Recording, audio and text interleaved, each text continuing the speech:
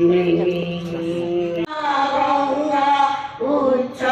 जलधिक रंगो तब शुभ नामे जागे तब शुभ आशीष मागे।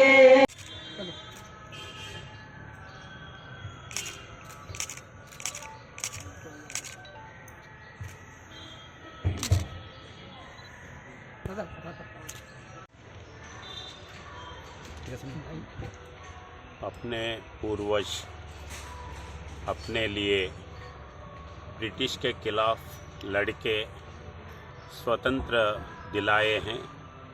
वो स्वतंत्र का फल अपन उसका अनुभव कर रहे हैं।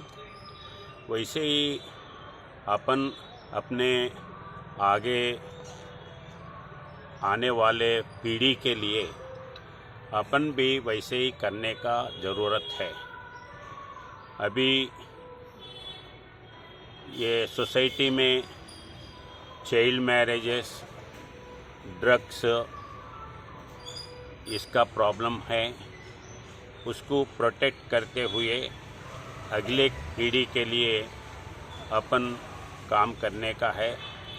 वैसे ही त्रिपुरा स्टेट एक ग्रीनरी स्टेट है, एयर पोल्यूशन फ्री स्टेट है।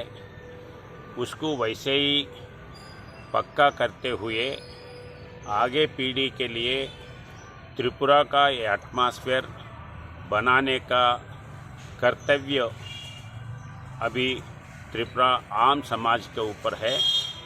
ये एक प्रतिज्ञा लेते हुए अगले पीढ़ी के लिए अपन कर्तव्य करना है, कर्तव्य लेके आगे चलना है।